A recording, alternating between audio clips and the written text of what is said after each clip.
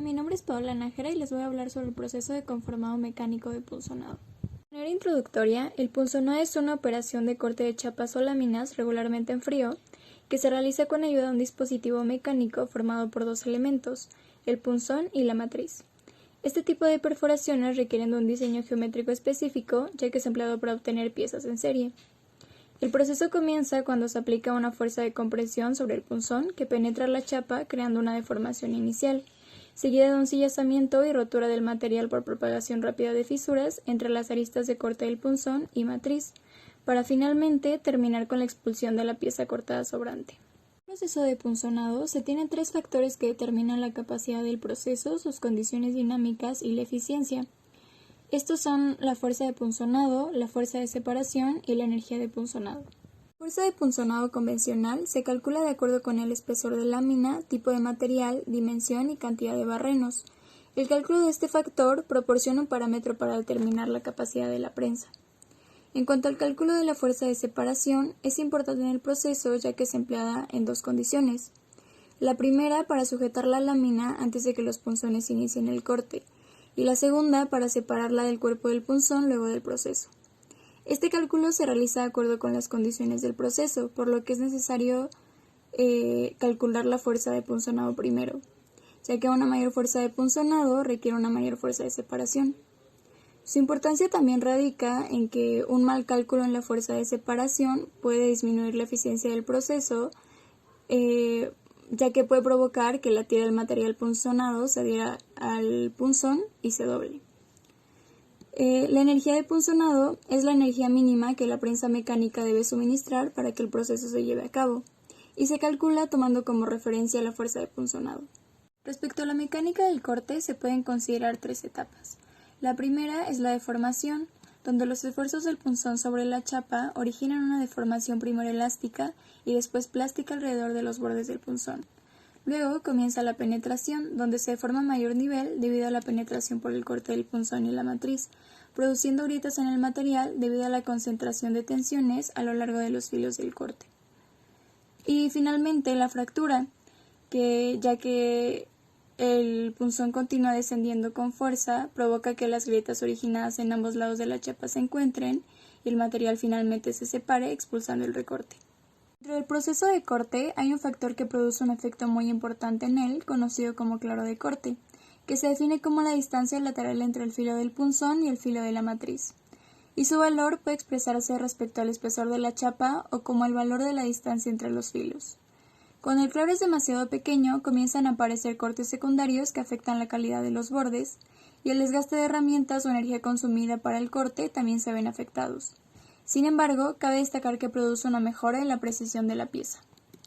Por el contrario, cuando el claro es demasiado grande, se genera una deformación plástica desmedida, una parte bruñida menor y una altura de rebaba mayor.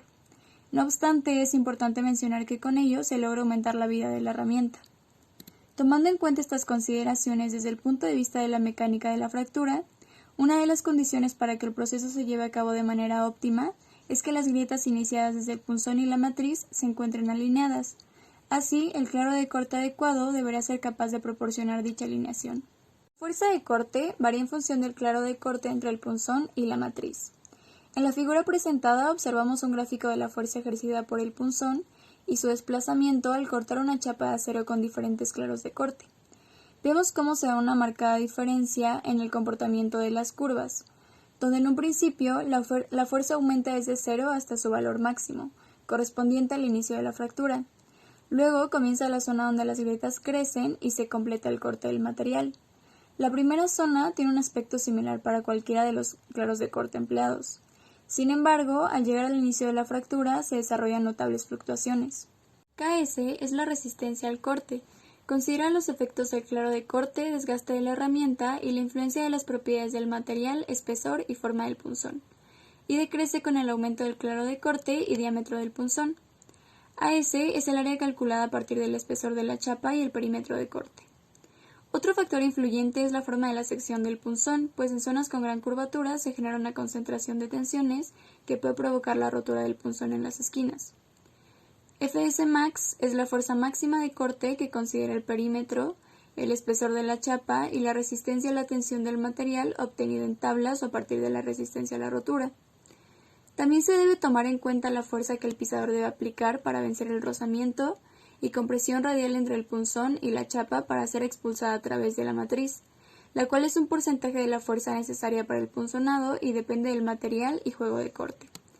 Por último y no menos importante, se debe considerar la velocidad de corte, quien tiene gran influencia sobre la fuerza de corte gracias a la elevación de temperatura que puede provocar. Así, las fuerzas de corte pueden ser reducidas mediante un punzonado por corte progresivo. La herramienta está sometida a una serie de acciones mecánicas, térmicas y químicas que producen un desgaste. Por lo tanto, es importante conocer los factores que lo afectan, como el material de trabajo, el número de punzonados, el material de la herramienta, el diámetro del punzón, el claro de corte y la lubricación. Dicho desgaste se presenta tanto en los punzones como en la matriz y es producido en 3 zonas: las caras, los flancos, los bordes del punzón y matriz. La precisión es parte de las especificaciones del cliente que es necesario satisfacer y se caracteriza por defectos que pueden ser producidos por el material, las herramientas, las variaciones del proceso y la máquina. El primer tipo de defectos son los defectos dimensionales. Los diámetros del recorte y del agujero medido sobre la superficie pulida deben coincidir con los del punzón y la matriz respectivamente. Sin embargo, la influencia de factores como la inexactitud de las dimensiones de las herramientas de corte y sus deformaciones elásticas o las tensiones elasticoplásticas acumuladas en el material provocan alteraciones causando los defectos dimensionales. El segundo tipo de defectos son los defectos posicionales, que pueden ser de 2 tipos de impresiones geométricas: las irregularidades en el contorno del recorte, que por lo general son debidas a la falta de coaxialidad entre punzón y matriz, defectos en las guías o a la inexactitud de forma de las herramientas, y las inexactitudes de posición de los agujeros según la precisión del sistema de movimiento de la chapa. Por último, los defectos de forma, que se presentan en los bordes de la pieza y dependen de la herramienta y del material.